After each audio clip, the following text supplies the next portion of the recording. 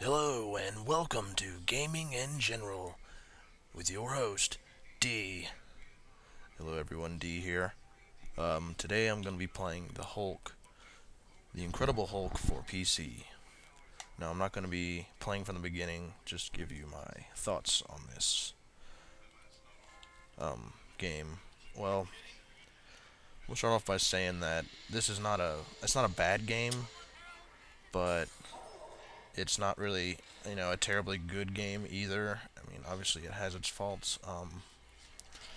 Secondly, it got shafted by Sega again.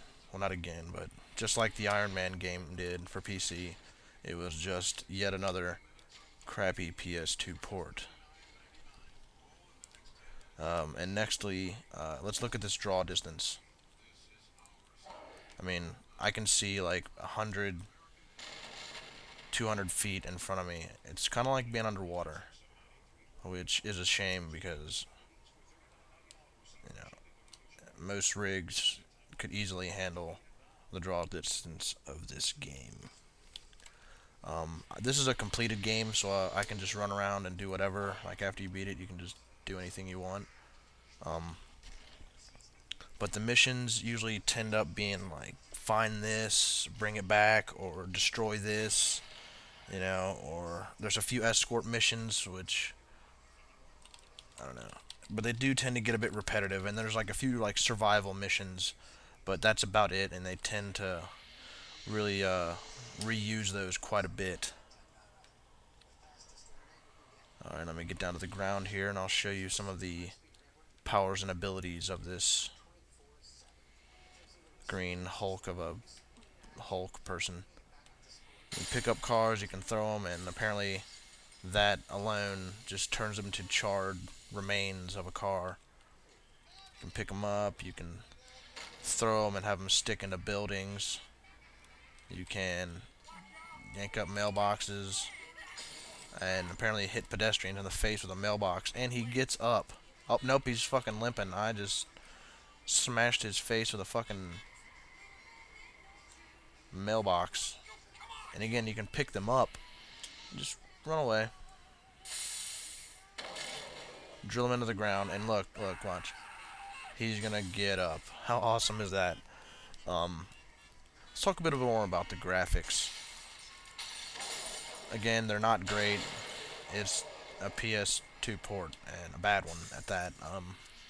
Apparently, the only thing that casts shadows in this world is the Hulk, whereas everyone else just defies all laws of physics and nature. Let's see. Show off some more moves here. You get your hand clap. You can pick up a car, rip it open half, and use it as boxing gloves, and just generally cause destruction. Now you can pretty much destroy any building you see. In fact, that's one of the achievements within the game is to destroy a certain amount of buildings in every neighborhood. Let's see right here. That's the building coming down. Looks great, doesn't it? And now the army comes after you after so long, and you pretty much rip them a new one, as they say.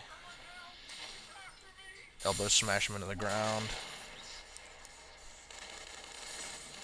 I mean, really, they just can't do nothing against you. I mean, you're the Hulk.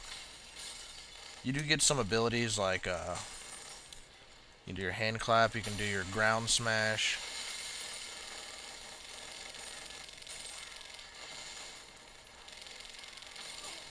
You can pick up a piece of rock and throw it at people.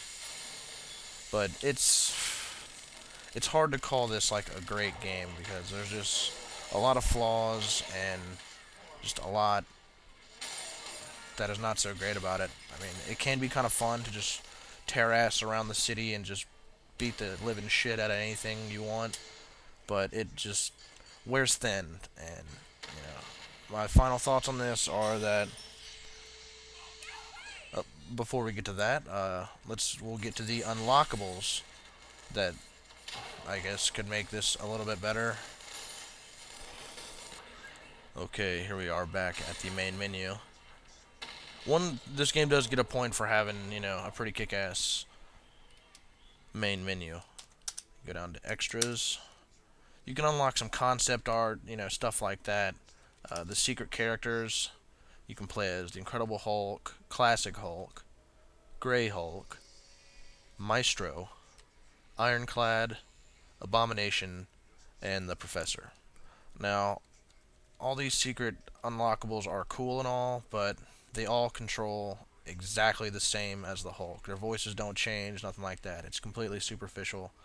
It's just aesthetic changes that change. If you feel like it, you can play as any one of these guys. And now my final thoughts on this game. I've never played the next gen version, so if you were gonna get it, I'd say get that one. I mean, for one, it'll look better and probably just be better in general.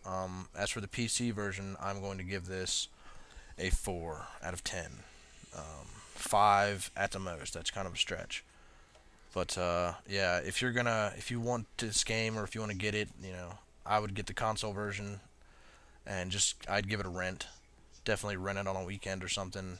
You'll ultimately decide if you think it warrants a purchase. But this has been Gaming in General with the review of the Hulk, and I am D. Hope you enjoyed the show.